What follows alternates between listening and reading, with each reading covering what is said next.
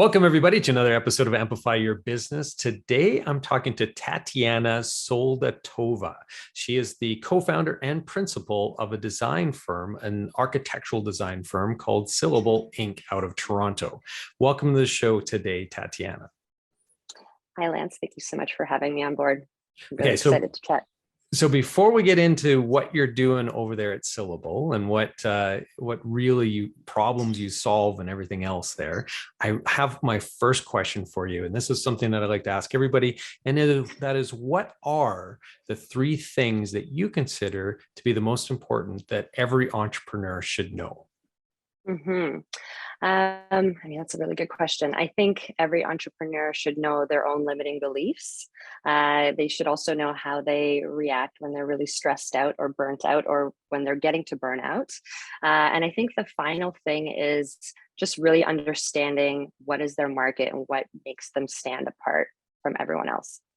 Yeah, I really love the first one that you were talking about, because a lot of people will go to a lot of answers similar to the last one out of the three, but that limiting beliefs part of it is a real critical one. And so why is that one such an important one for you to, I guess, take note of?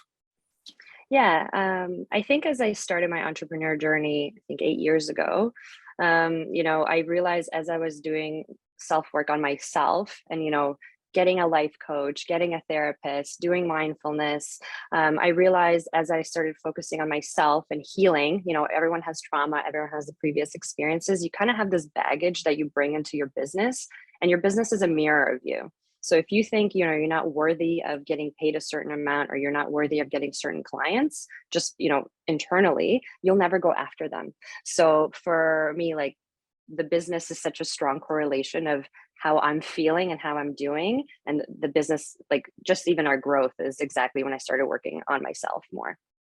Yeah, it's fascinating, right? Like how much of our own issues we bring into every aspect of our lives. And a lot of people think that we can just separate the work from the personal side of things. And as an entrepreneur in particular, I think that's even much more difficult to do. But I think in general, nobody can really do that completely. But for Mhm. entrepreneurs, I mean, the business really consumes a lot of you and is a reflection of who you are, right? So it's really difficult. Yeah. Exactly. I mean, it's the same thing, when you walk into organizations and you see the work culture there, that Yeah. comes from the top, right? So if the way how you treat others and how you treat yourself, really, if you discount, if you're feeling tired or you're not feeling great and you just kind of keep powering through, like, you can do that for a little while, but eventually it's not sustainable. You burn out, you start treating people poorly, you treat yourself poorly.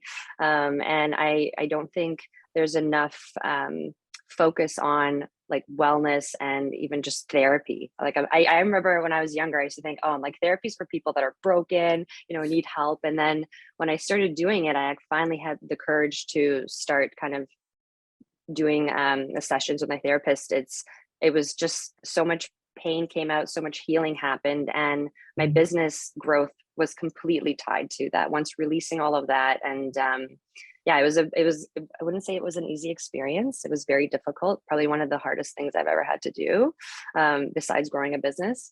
But I think that personal growth is so important. So I find that really interesting. So how do you approach therapy then, through the lens of an entrepreneur, as opposed to solely from the lens of, a person who's trying to work through the personal issues? Yeah. So, I mean, initially when I started doing it, I didn't see any relation to it. But through therapy, you learn what your triggers are. You learn how to hold space. You learn how to communicate, your boundaries, your needs. And that completely translates to your interactions with people. So it translates to how you connect with your staff. It also translates to even, if something goes wrong on site on a project or a client's upset, one, you can read it, and two, you can hold space and validate their experience. I think that's one of the main things, is validating someone's perspective and say, hey, I hear what you're going through, I know this is difficult, how do we move past this? So it gave me another tool to utilize to navigate really difficult conversations, also how to avoid that, like, conflict that happens all the time when people work together. You can't avoid that. Mm. And if you are avoiding that, then you're living in a bubble and there's lots of disaster happening around you. It really taught me how to create psychological safety. And I really harness that internally with my team. I find that when people join us, I call it work trauma therapy, where I start to understand how were they treated before. What are some of the things they've gone to? Did they not have a voice? What are their pain points? And when they come in, I'm able to kind of nurture them and help them heal of, hey, I want you to be authentic. I want you to speak up. I want you to share your issues. And that's what I mean by the psychological safety. Yeah. Okay. So let's talk a little bit about your business. So Syllable Inc. What is it that you're doing over there? What problems are you solving? Yeah, so we focus on, we have interiors team and an architectural team. So I'm an interior designer by trade. And then I dabbled into learning more about the business side and strategic thinking and innovation. And what we do is we do mid-rise unit residential, we do retail facade facelifts, working with developers. And now we're getting into new builds, like new developments that are going up in Toronto, which is pretty cool. And so what sets you apart from, say, the rest of the architectural design community then? hmm So the reason I actually started Syllable Inc. Was because I did work in the design industry, and you get burnt out, you get treated poorly as an employee. Just it's not a great work experience, and I feel like working 40 hours a week. I kind of got tired of hating my life, and I knew there was a better way to do things, and that's why I wanted to bring in the people focus, the client focus, and what we do is, I don't sell design. I sell client experience, because I realize as I'm working with large brands, you're working with a project manager, and I want to make sure they look good to their boss.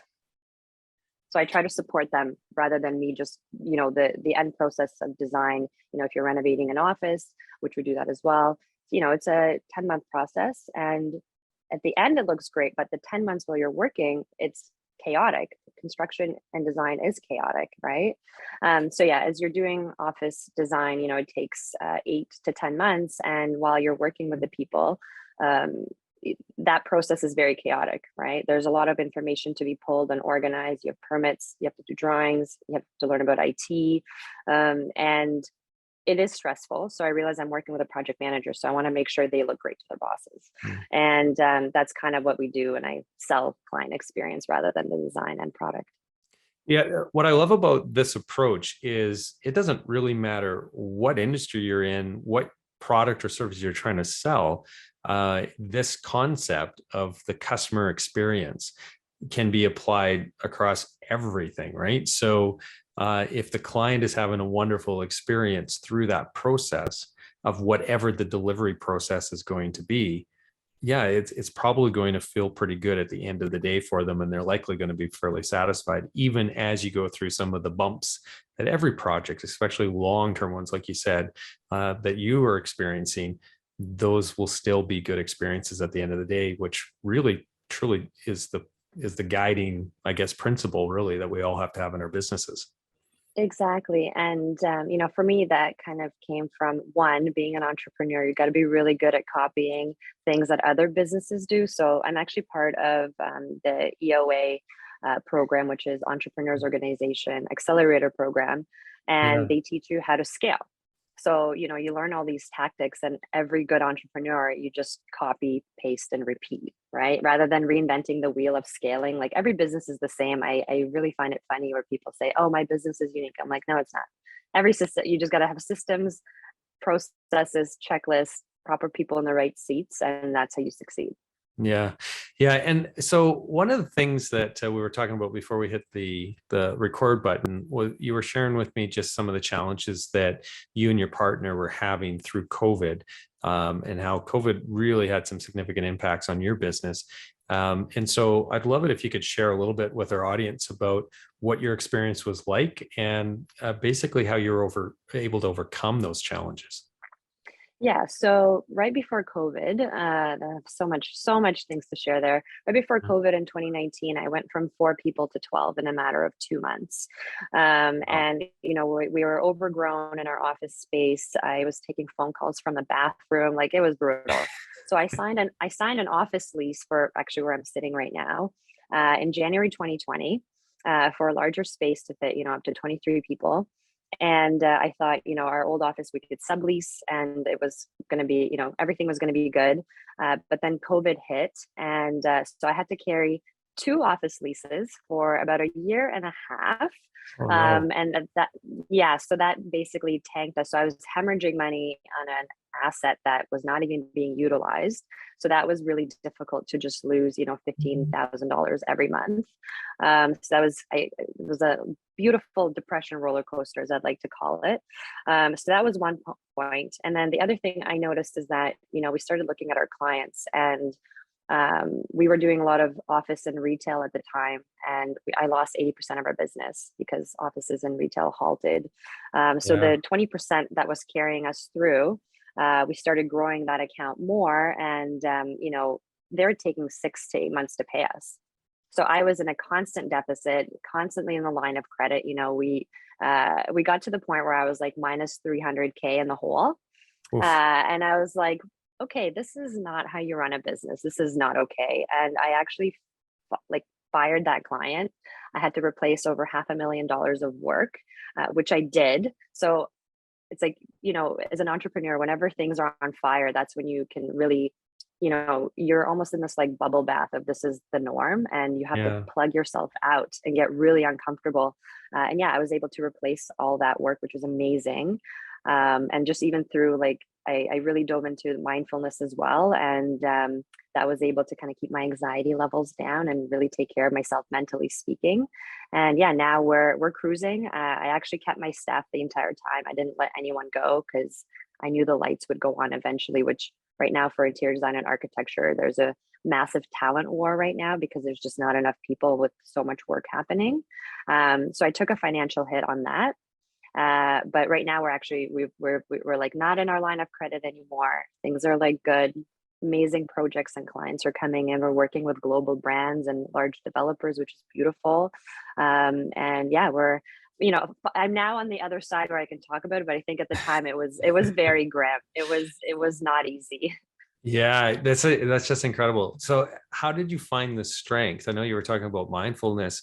Is what really helped you handle that anxiety of your, going through it all. But to really have the strength to be looking at that balance sheet, 300,000 in the hole, where there's still all these challenges, there's all this uncertainty. You don't know what's going to be happening. You carrying all this, the staff costs as well as your office staff, or office costs. I Mhm. mean, you fire your biggest client at that time that represented the majority of your income, it sounded like. So like all of that happening, where did you get the strength to just not throw in the towel and be like, well, we're gonna exit here and maybe pick things up in a couple more years when things get back to normal?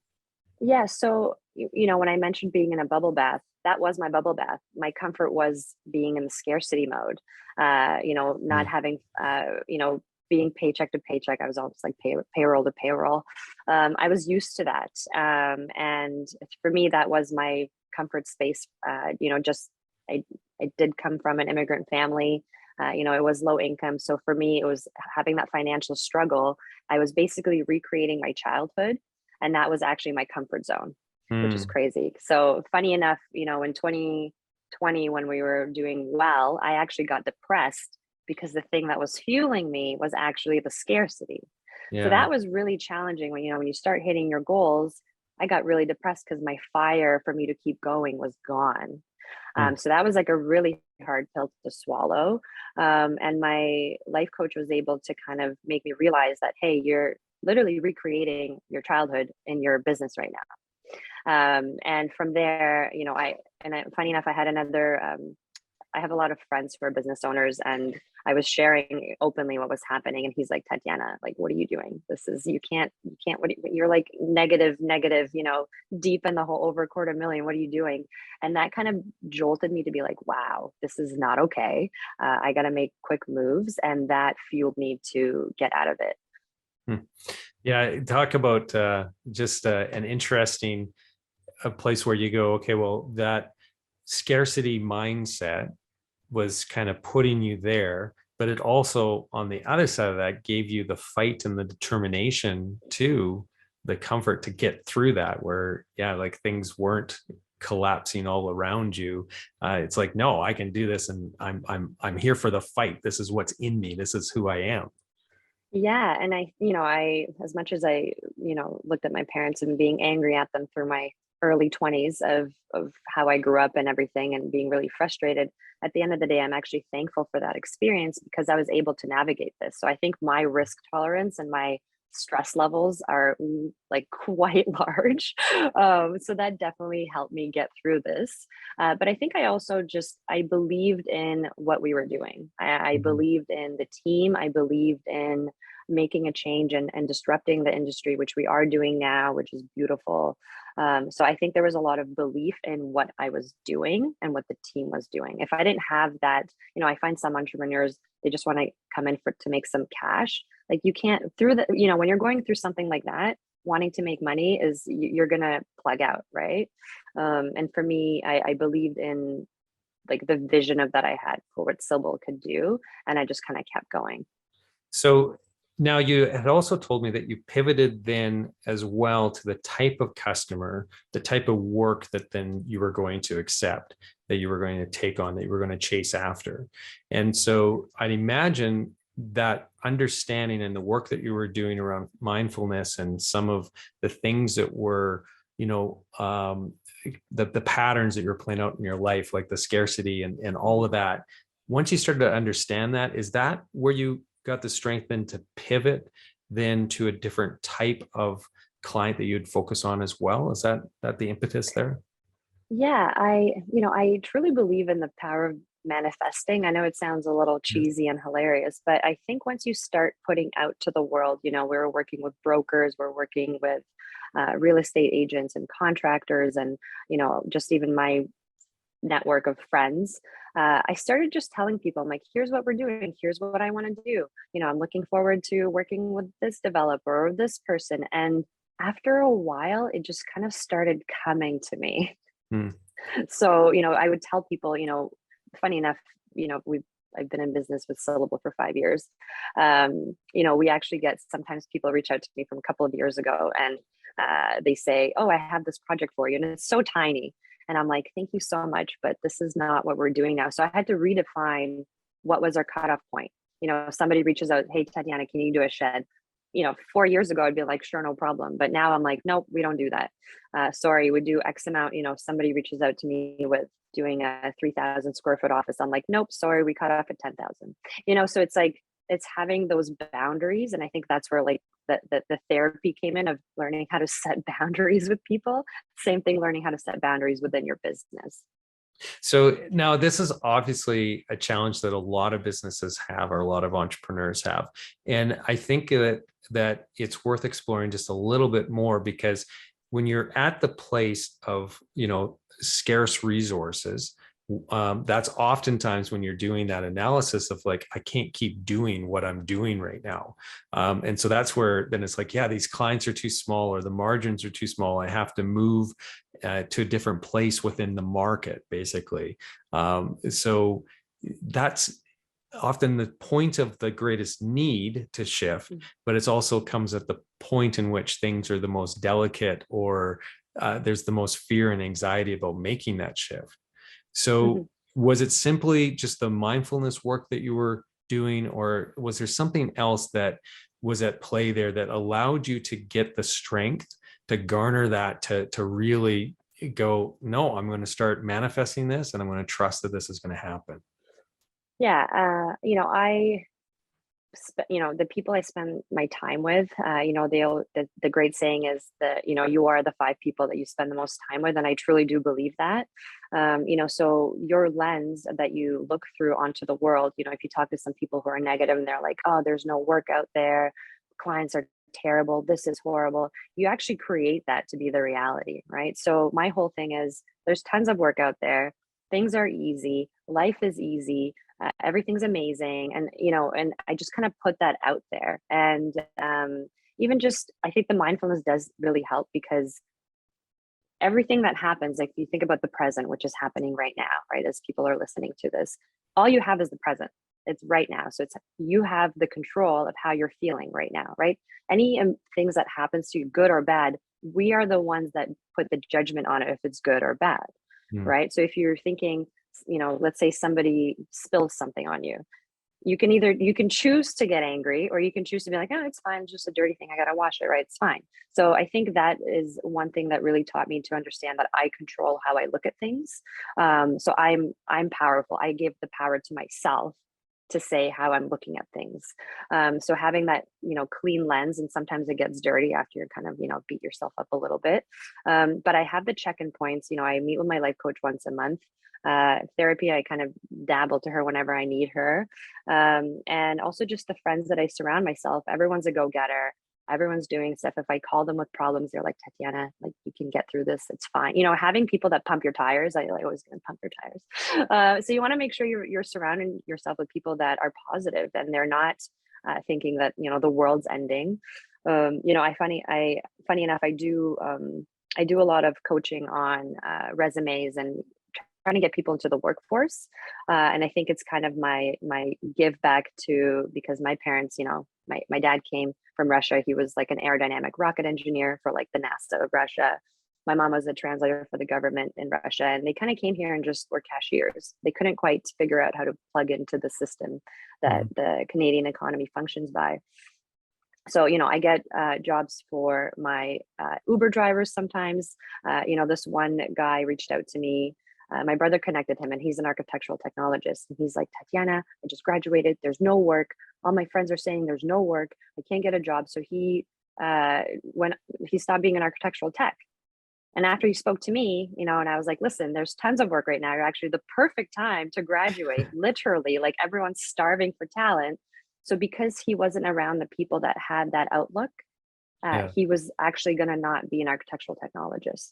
And, so that's like so much power in that, in how you look at the world. Yeah, completely. It's really remarkable how a lot of what you're talking about parallels just my mindset as COVID was happening, because and we started this show, actually, Amplify Your Business, right at the very early days of COVID. We'd actually had it in the plans to launch, and then COVID hit, and so it delayed a little bit, and then we started her up anyway. And one of the great benefits that I received by talking to all these entrepreneurs during those early days was there were so many people who were identifying opportunity in a sea of others who were all identifying with the challenge and the inability to kind of almost move, the inability to do anything. They've just were kind of shell-shocked, right? There were so many of us that were shell-shocked. And so it was just beautiful for me to be able to listen to these stories and hear how people were changing their business models or chasing after different opportunities. And it's like, if of all times we can still see the brightness there that is available, the opportunities that are in front of us in this of the darkest of times from a business standpoint. It was just so inspiring. And so obviously the work that you've done, you're able to be one of those people who was able to shift your mindset around. So yeah, congratulations on having that ability, because I know that doesn't come naturally to everybody for sure.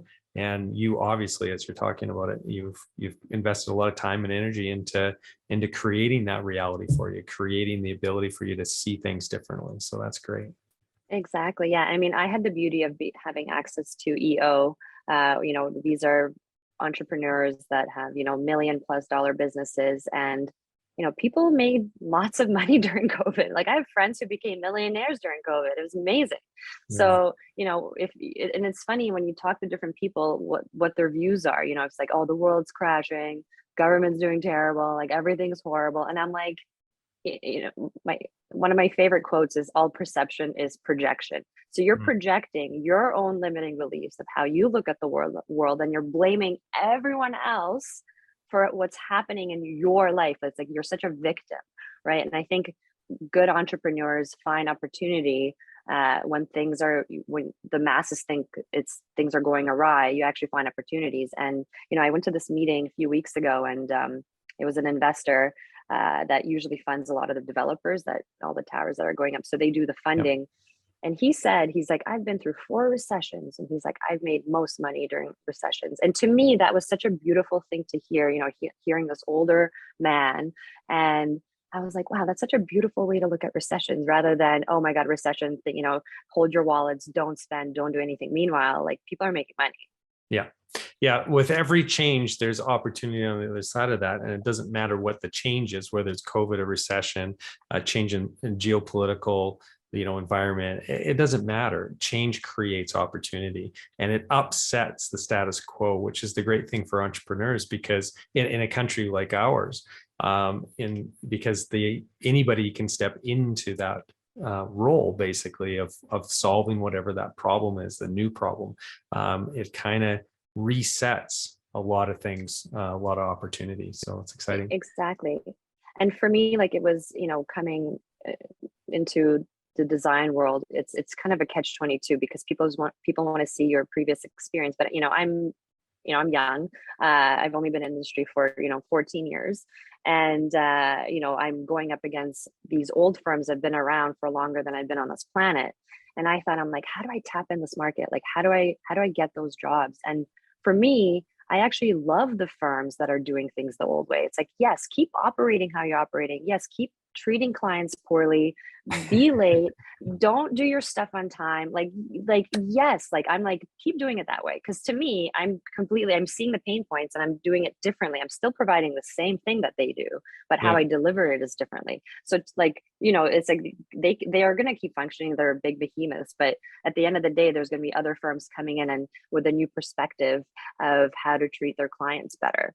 Yeah. So Well, you're definitely onto something, because as you shared earlier with me, 6 months, you've completely changed your business, right? So, I mean, that is such a rapid shift, and yeah, and so obviously you're yeah. on the right path.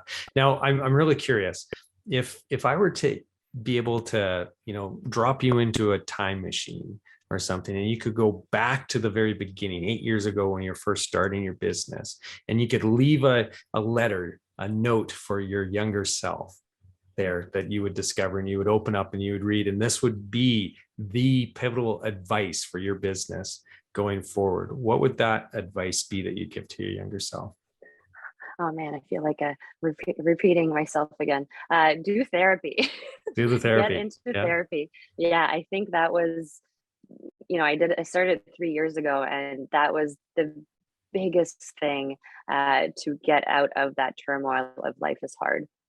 Things are difficult. I have to work really hard, and also take care of your body, because I feel like health is wealth. Mm. I was chasing the monetary component. I'm like, oh, I'll be happy once I get X salary. I'll be happy once I have, this or that. I was very much materialistic driven, because I thought that's what would bring me joy. And funny enough, I remember when I was living in the apartment that I wanted to live. I had the bed that I wanted, and like I wanted the Dyson, and I wanted Le Creuset pot, and all these things.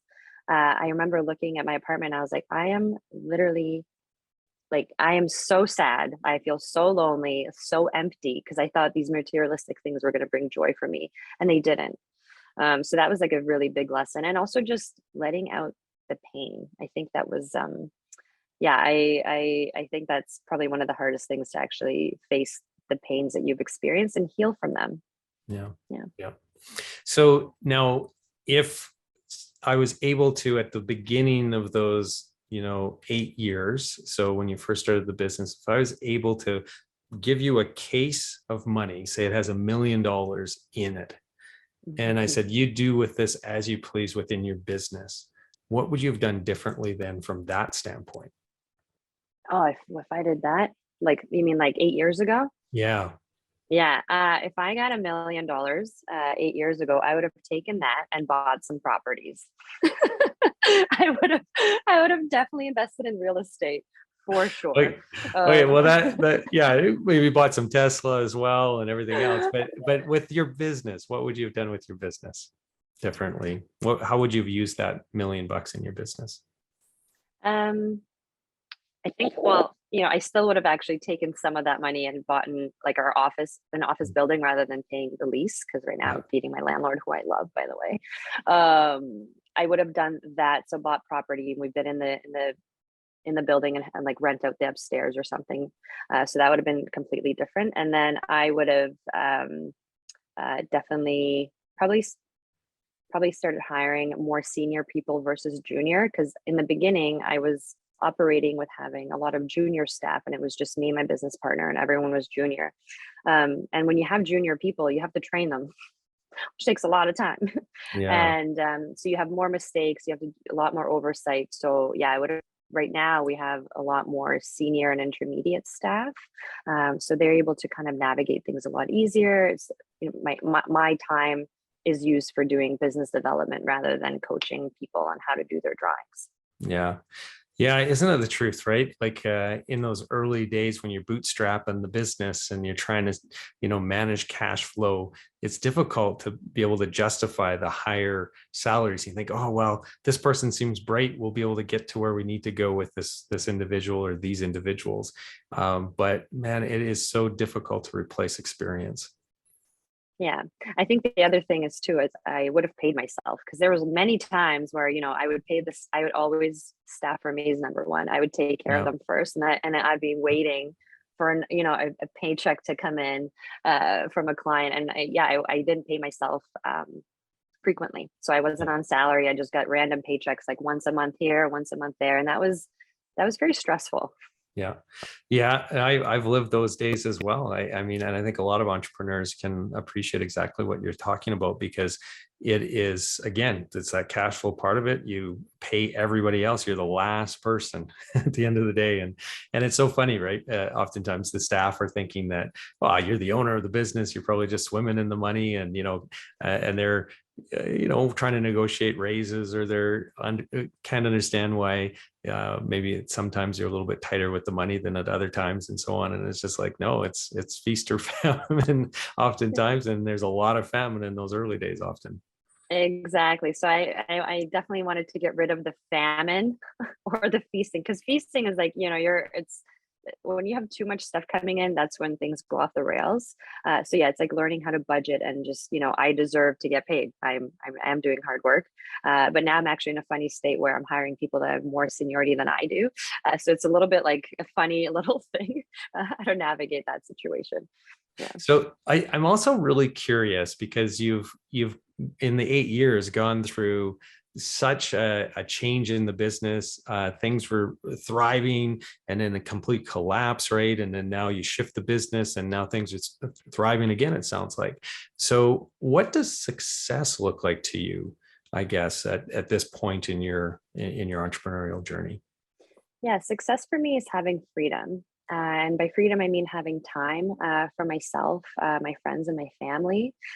I don't want to be a slave to my business. I think a lot of entrepreneurs, when they grow, your business is so tied to you. So my whole thing is, how do I how do I make this business function so I don't have to be here all the time? Like, how do you build a proper system and have the proper people in the right seats to go ahead and run the business? So yeah, I mean, success for me was, well, one, make sure I'm not like needed on the day to day, which now I'm not. I just got an executive assistant, which is this. If I can go back to the beginning of this recording and say, what are the three things? Get an executive assistant, literally. Just like get an executive assistant. It is life changing. It's so much easier. I don't know why I didn't think about that before, which was a little bit weird being in your early 30s. I'm like, oh, reach out to my EA. It's a little bit Yeah. funny. But I got over that. But yeah, I think for me, success is to, one, I would love to have build a building that we've designed and like develop one. So I've always wanted to have a startup. That was always my thing. Just, how do I mean, right now I have a startup culture in a design firm, but I wanted to have a startup. So, and it's the same thing, like getting VC money, same thing, like raising. So it's like, how do you get investors on board to actually build a site that will be designed by us completely from, ground up. Yeah. Yeah. Yeah. Completely have 100% control of the vision, right? Mm-hmm. Yeah. So that's when you stop then? That'll be it once you have Uh, that, or when do you stop? I don't think I'll ever stop. I find, people like talk about retirement or something, and I find when your brain doesn't work, that's when you slowly start to die. So I think I would definitely want to be doing something. I would love to get involved more on boards, to help, change and disrupt industries. I do coaching as well on the side. I love helping people grow. So I thought about building like a remote coaching business or something, or I'm currently doing a women's retreat right now. So I'm planning that for September with a girlfriend of mine. So yeah, I think for me, I want to leave the world a better place and help people heal and see beyond their limiting beliefs. So that's kind of like my mission in life right now. Yeah. Yeah. So it doesn't sound like you have any shortage of things that you're going to be involved with. So yeah, it's a can't stop, won't stop kind of thing. I'd imagine, right? No, I Yeah. mean, I'm really good at kind of pulling and teasing information from people, getting proper stakeholders involved. I love people. I love working with people. I love navigating difficult situations. It's like a fun game for me. I'm like, Yeah. what makes you tick? It's something that I've done since ever I was a kid. So I love leading. I love having, strategic discussions and thinking and imagining a world that's better than what we have now.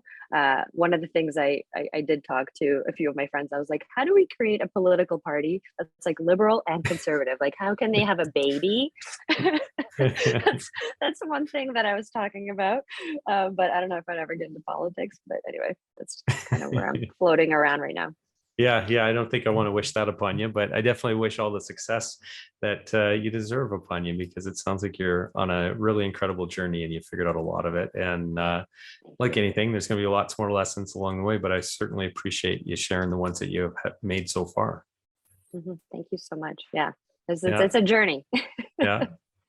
Well, for all those who are listening today, if you enjoyed this episode and are interested in checking out some of the other episodes, head over to amplifyyourbusiness.ca. There you'll find our archive, as well as obviously the future episodes too. And if you happen to have an interesting story or quite the entrepreneurial journey that you've been on, then please fill out the application form there and you could be featured as a future guest on Amplify Your Business.